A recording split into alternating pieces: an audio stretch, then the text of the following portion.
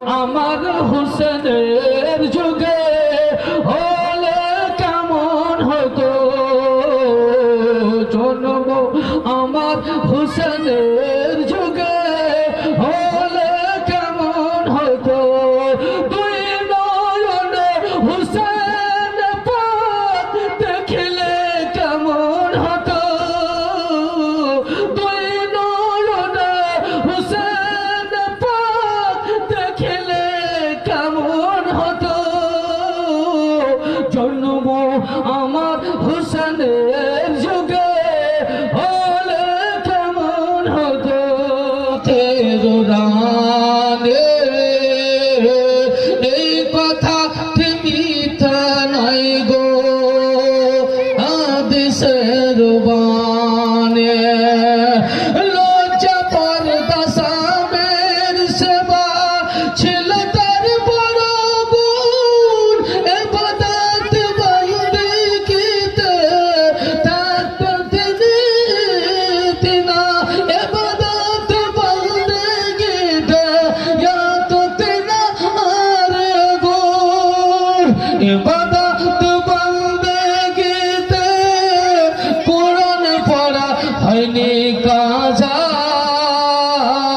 সুবহানাল্লাহ হায়রে নবীর বেটি মা ফাতেমা কত কষ্ট করেছে পেটে পাথর বেঁধে নবী থেকে যে বাপকে দেখেছে তবু কোনোদিন কোরআন পড়া কাজা হয়নি কোনোদিন ইবাদত কাজা হয়নি কোনোদিন কোনো ফকির তার দরবার থেকে ঘুরে যায়নি যদি টাকা না থেকেছে চাদর দিয়েছে চাদর না থেকেছে তো হাসান হোসেনকে ঘুমন্ত অবস্থা থেকে জাগিয়ে তাদের জামা শরীর থেকে খুলে দান করেছে না আরে নবীর বেটি মা ফাতেমা জান্নাতের রানে এই কথা মিথ্যা নয় গো হাদিসের বানে হযরত আলীর সঙ্গে নবী নন্দিনী নারীদের সরদার নিয়ে নবী নন্দিনী ইবাদত বন্দেগিতে আছে তার জীবনে এই কথা মিথ্যা নয় গো হাদিসের বাণী ভাগো গরম হতে চায় না খালি গরম জি বেটা ছেলে খালি গরম আর বেটি ছেলে এত নরম সুবহানাল্লাহ সুবহানাল্লাহ বেটি ছেলে এত নরম হযরত ফাতেমা একদিন কি করছেন জানেন বাড়িতে স্বামী এসেছেন যেমনই সালাম দিবেন আলী আসসালামু আলাইকুম আলী বলেছেন ফাতেমা বলছেন ওয়া আলাইকুম আসসালাম সরতাজ আমার আকা স্ত্রীকে ভালো কথা বলে রাখেন হাদিসের কথা এটা বুখারী শরীফের হাদিস স্ত্রীকে নাম ধরে ডাকিও বা না ডাকিও সোনা বলে লাল আপনার কি বলছে আরে হীরামন জিরামন সুন্দর ভাষা দিয়ে ডাকেন যেন ওর হৃদয় বড় হয়ে যায় আর স্ত্রীও আপনাকে ভালো ভাষা দিয়ে ডাকবে যেন হৃদয় বড় হয়ে যায় ফাতেমা তো জোহরা যেমন সালাম করেছেন আল্লাহ নয় আলী সালাম করছে বিবিকে আর বিবি চটকেরা হাত ধরে উত্তর দিয়ে হাতখানাতে চুমা দিয়ে জড়িয়ে ধরে আর বলছেন কেমন আছেন স্বামী ভালো আছেন আর আঁচল দিয়ে দিয়ে ঘামগুলোকে মুছছে না আঁচল দিয়ে দিয়ে ঘাম মুছছেন কে ফাতেমা তো জোহরা রাদিয়াল্লাহু তাআলা আনহা আল্লাহর কসম একই রুমালে মুখ মুছা নবীর সুন্নাত এক চিরুনিতে মাথা ছেড়া স্বামী স্ত্রী আল্লাহর রাসূলের সাহাবাদের সুন্নাত বেরাদার আজকে আমাদের ওই মহব্বত নাই প্যার নাই এই জন্য আমাদের বাড়ির অশান্তি এখন আমার বিটি ছেলেরা যত হৃদয় নরম যত বরদাস্ত করছে এ বেটা ছেলে তোমাদের আমাদেরকে বেশি বরদাস্ত করতে হবে মা বোনেরা যদি রেগে যায় একটু নিজকে সামলে নেন নিজকে একটু কঠোর হয়ে যান যাই হোক বুদ্ধি কম রেগে গেল আমি নাই তো ছোট হয়ে গেলাম তা কি হলো আমি ছোট হয়ে গেলাম কি হলো নবী আমার সাল্লাল্লাহু আলাইহি ওয়াসাল্লাম বিবিদেরকে নিয়ে মসজিদে নবীর পাশে খেলা করেছে রাতে খেলা করেছে বিবিদেরকে খুশ করার জন্য কত শালীকে নিয়ে ঘুরবেন জি কত বান্ধবীকে নিয়ে মোটরসাইকেলে পার্কে যাবেন জি কখনো বিবিকে নিয়েও ঘুরেন কখনো মাকেও নিয়ে যান সঙ্গে ফেরা ঘুরেন পার্কে কোথায় যাবেন ঘুরেন নবী খেলেছেন কাবাডি বিবির সঙ্গে আর আয়সা খেলবো রাত্রে আমরা দুজন কাবাডি দৌড়াদৌড়ি আমরা কখন বলেছি চল তোরা হালিমার মা চল চল আজ খেলবো চল চল হালিমার মা আজকে ঘুরতে নিয়ে যাবো কয়েছি করে দিন কখনো টাইম নেই ওর কাছে একটু ফোন করলো টাইম নেই দুটা কথা করে জি দুটা কথা করে রাখ, ওর মুখ খান দেখতে জি করে, কথা খান শুনতে জি করে, রাখ। বুঝতে পারলাম। আর নবী দৌড়াদৌড়ি করছে, একদিন দেখছেন আয়েশার মনকে জয় করার জন্য নবী আস্তে আস্তে আস্তে, আয়েশা জোরে গিয়ে ছুঁয়ে নিয়ে বলছে বাহ বাহ বাহ হুজুর আমি জিতে গেলাম। নবী বলছেন হ্যাঁ হ্যাঁ আয়েশা বাহ রে আমার বিবি রে জিতে গেলাম। আয়েশা আরো সুন্দর। নবী বলেছেন বিবির প্রশংসা করো, বিবির কি বলে তারিফ করো, বিবির সামনে বিবি খুশ হবে। আমার পীরের মতো পীর কেউ তো হবে না, ওরে আমার পীরের মতো পীর কেউ তো হবে না, ওরে তাকওয়া ফতওয়া ইলমে আমালেতে হবে না, ওরে তাকওয়া ফতওয়া ইলমে আমালেতে হবে না, আমার পীরের মতো পীর কেউ তো হবে না। জোরে বলুন সুবহানাল্লাহ। চেহারা দেখতে লাগে দেখো চাঁদের মতো, ফতোয়া এমন অটল দেখতে পাহাড়ের মতো, চেহারা দেখতে লাগে দেখো চাঁদের মতো, ফতোয়া এমন অটল দেখতে পাহাড়ের মতো, ওরে কোনো হাওয়া কোনো তুফানে উড়াতে পারে না, ওরে কোনো হাওয়া কোনো তুফানে উড়াতে পারে না, আমার পীরের মতো পীর কেউ তো হবে না, আমার পীরের মতো পীর কেউ তো হবে না। একবার জোরে বলুন সুবহানাল্লাহ। কত বড় আল্লাহ ওয়ালা ছিলেন। কি নাম গো? না না নামটা জামাল ভাই আমার, আমার কাকা মাঝে দাঁড়ি না তার বেটা, সুবহানাল্লাহ। 500 টাকা আলহামদুলিল্লাহ একটা বাবু দিয়ে গেছে, 200 টাকা আলহামদুলিল্লাহ জাযাকাল্লাহ। দেখেন আল্লাহ কত বড় ওলি বানাইছিলেন। হুজুর তাজুস শরীফের কথা বলছে, দেখেন কাবার চাবি সঁপে দিলেন তাহার হাতেতে, গোসল কাবা দিলেন তিনি নিজের হাতেতে। তাজুস শরীফে গিয়েছিলেন বেরাদার মক্কা, আল্লাহু আকবার। ওই অবস্থায় ওখানকার বাদশাহ চাবি দিলেন, কাবা শরীফের ভিতরে ঢুকে কাবাকে গোসল দিলেন কে? হুজুর তাজুস শরীফে তার কথা বলছেন, কত সুন্দর কথা। দেখেন কাবার চাবি সঁপে দিলেন তাহার হাতেতে, গোসল কাবা দিলেন তিনি নিজের হাতেতে, ওরে এমন মর্তবা ওয়ালা পীর কেউ তো হবে না, ওরে এমন মর্তবা ওয়ালা পীর কেউ তো হবে না, আমার পীরের মতো পীর কেউ তো হবে না, আমার পীরের মতো পীর কেউ তো হবে না। বিশ্বে কোন মন্ত্রী থেকে এমপি এমএলএ থেকে সাধারণ লোক থেকে এত জানা যাতে কেউ কোন দেশের লোক হয়নি যত তাজুস শরীফ হয়েছে।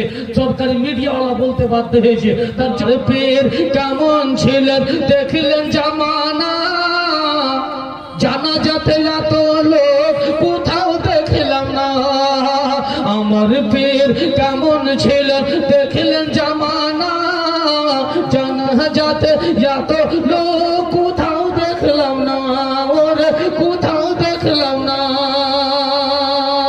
ওরে দেখে সরকারি মিডিয়াওয়ালা তারা দিওয়ানা, ওরে দেখে সরকারি মিডিয়াওয়ালা তারা দিওয়ানা, আমার পীরের মতো পীর কেউ তো হবে না, আমার পীরের মতো পীর কেউ তো হবে না। সৌদি আরবে তুর্কির হুকুমত ছিল তখন বেরাদার আলা হযরত হজ করতে গেলেন, তো ওই দরে ইলমে গায়ব নবী ইলমে গায়ব জানতেন কি জানতেন না, এই দরে ফতোয়া উঠলো।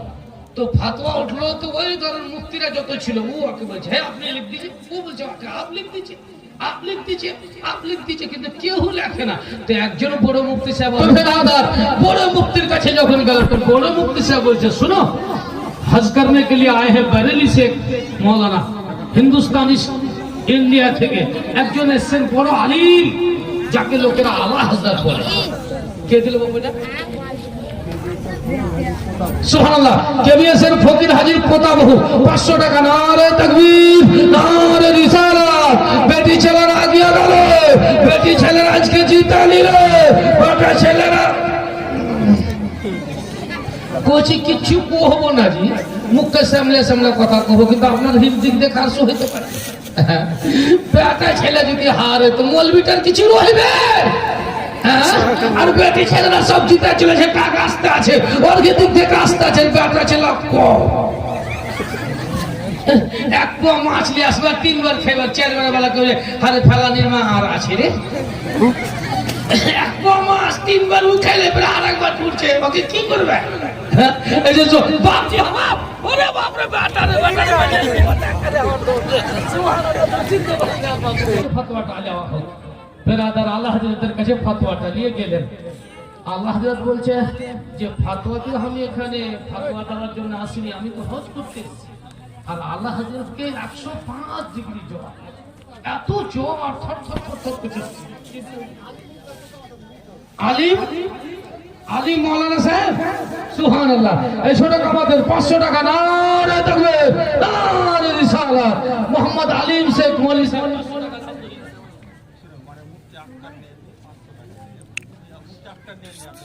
সুবহানাল্লাহ, নারে তাকবীর। মুফতি আখতার নাইমি সাহেব 500 টাকার দাতা।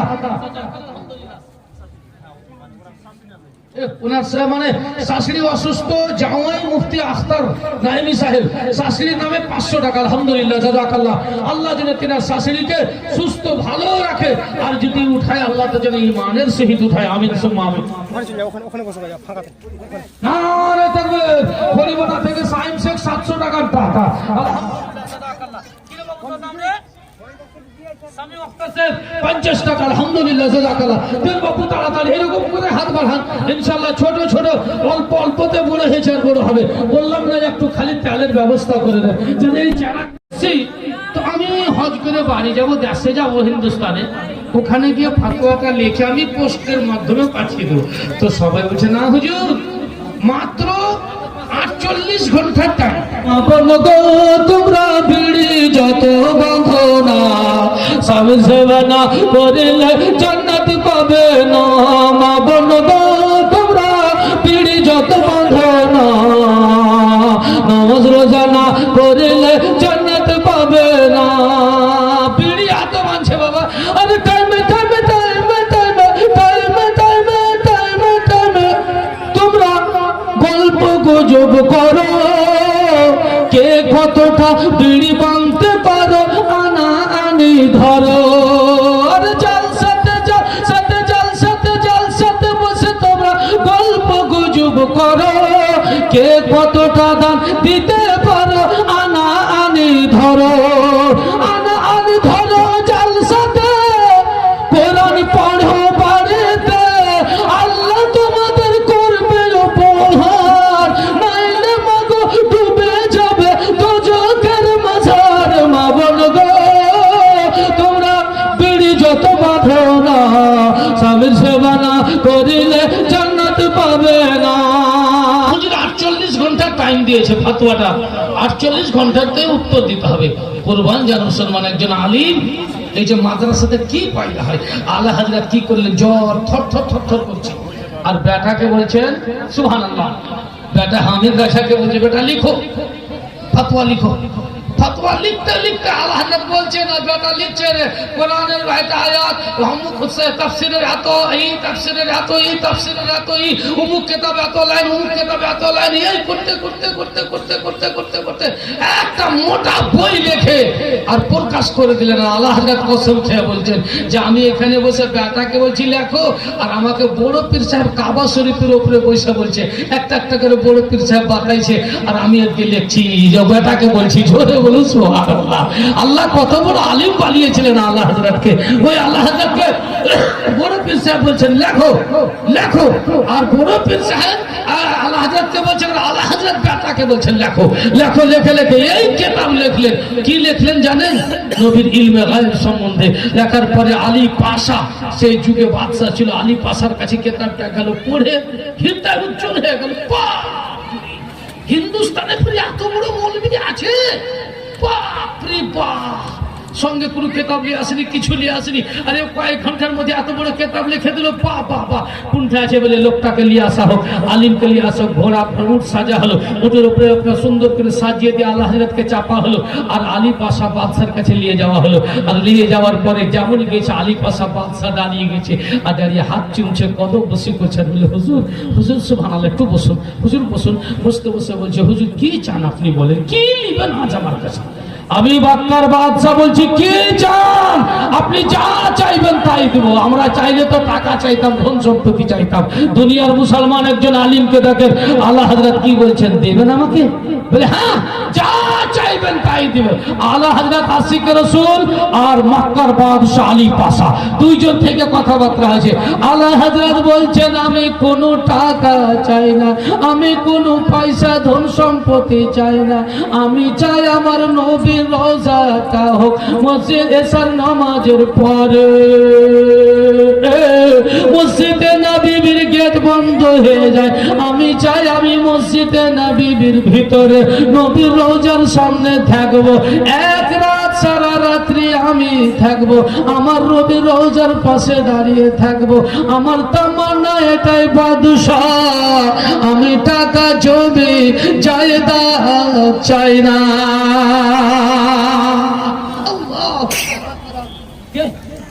থাকবো ওই দিন মসজিদে নববীতে কেউ থাকবে না। আর এদিকে বাদশা বলে, ঠিক আছে, কথা কবুল হলো, লেখাপড়ি হলো। আল্লাহ হযরত হজ করার পরে মদিনা আসলেন। বাবা, মদিনাতে আসার পরে এশার নামাজ হলো। আল্লাহ হযরত মসজিদে নববীর ভিতরে, এদিকে গেট বন্ধ হয়ে গেল, সব বেরিয়ে গেছে, কোনো হাজি মসজিদে নববীর ভিতরে নাই, একাই আল্লাহ হযরত আছেন নবীর রওজা। আর আল্লাহ হযরত কাঁদছে, আর রাসূলকে বলছেন, হুজুর জীবনে অনেকবার স্বপ্নে আপনাকে দেখেছি হুজুর, কিন্তু ডাইরেক্ট আপনাকে কখনো দেখিনি। স্বপ্নে তো দেখেছি, ডাইরেক্ট দেখিনি। আজকে হুজুর আপনার দিওয়ানা, সোনা চাইনি, টাকা চাইনি, পয়সা চাইনি, আজকে আমাকে বাদশা পাওয়ার দিয়েছিল, যা চাইবে তাই দেব। আজকে টাকা চাইলে টাকা পেতাম, পয়সা চাইলে পয়সা পেতাম, সব ছেড়ে দিয়েছি হুজুর, আপনার মোহব্বতের ভিক মেঙেছি। হুজুর আমাকে ডাইরেক্ট দেখাই দেন, আল্লাহর কসম। আল্লাহ হযরত আলিম কত বড় মুসলমান, এমনি সুন্নি আলিম আল্লাহ হযরত করে না, এমনি মাসলাকে হানাফি আল্লাহ হযরত করে না। খোদার কসম, আল্লাহ হযরত ডাইরেক্ট রাসূলকে জাগাত অবস্থায় ডাইরেক্ট রাসূলকে আল্লাহ হযরত দেখলেন। জোরে বলুন, এই মুহাব্বতে বলুন সুবহানাল্লাহ সুবহানাল্লাহ। ইসিলিয়ে এই জন্য তো বিরাদার আল্লাহ হযরতের ডাঙ্কা বাজছেন, ডাইরেক্ট রাসূল রওজা থেকে পরওয়ারদিগার আলম শক্তি দান করলেন। নবী মরে যদি মাটিতে মিলে যেত, রওজা থেকে রাসূল উঠতেন না, আল্লাহ হযরতের সঙ্গে দেখা করতেন না।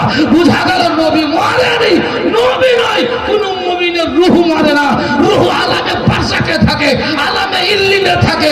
যদি একটা সাধারণ লোকের রূহ এত হতে পারে, আমার আল্লাহ হযরতের পাওয়ার আল্লাহ কত বড় দিয়েছেন। ডাইরেক্ট রাসূলকে দেখলেন। ওয়াহরে আল্লাহ হযরত, ওই আল্লাহ হযরত লিখেছিলেন ওইটা গাজাল জানেন, ওই রওজার সামনে ও শুয়ে লালা জান ফিরতে হ্যাঁ, এইটা গাজাল লিখছিলেন আল্লাহ হযরত। আর রাসূলের দিদার হলো। সুবহানাল্লাহ সুবহানাল্লাহ। এই যে দেখেন, কে দিল বাপুটা? এই আলিম এখানে পয়দা হয়। আর এই আলিমের পাওয়ার দেখেন, হিন্দুস্তানের পুরা হিন্দুস্তানের নাম চশমা চেরাগ রওশন হয়ে গেল আরবের ধরতিতে গিয়ে। পারে পা পারা কি করছে যে আরে বাংলাতে কি করছে, হিন্দুস্তানে এত বড় আলিম আছে। এ বেরাদার, গুদড়ির ভিতরে সোনা ভরা আছে। শেখ সাদি রহমাতুল্লাহ আলাইহি বলেছেন, কোন জঙ্গলকে খালি মনে করিও না। কত লোক চিন্তা করছে যে এই নিজামিয়া এদারাতে কি পড়া হয়েছে, কখনো এটা ভুল মনে করিয়েন না।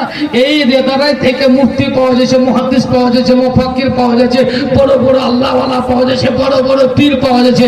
এই এদারার মাকতাব থেকে বুঝতে হবে। আমাকে কষ্ট দিলে সন্তান রে তো ভালো হবে না, বাবা মাকে কষ্ট দিলে সন্তান রে তো ভালো হবে না।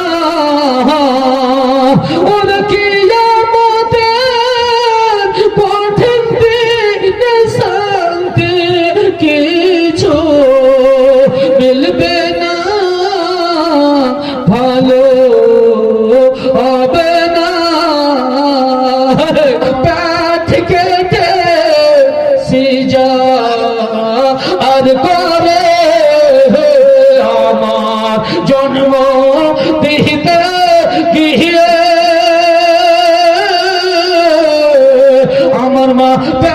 কেটে সিজা হর পারে আর সেই বাপ মাকে কষ্ট দিলে শান্তি কিছু মিলবে না, ভালো হবে না। আমার জন্ম দিতে গিয়ে তোমার মায়ের ইজ্জত ডাক্তার আর দেখে আমার জন্ম দিতে গিয়ে আমার মায়ের ইজ্জত ডাক্তার আর দেখে আর সে বাপ মাকে কষ্ট দিলে শান্তি কিছু মিলবে না, ভালো হবে না। বাবা মাকে কষ্ট দিলে সন্তান রে তো ভালো হবে না। খিলে এ তো রে 10 দিন কষ্ট করে বরফে তেরা খিলে এ রে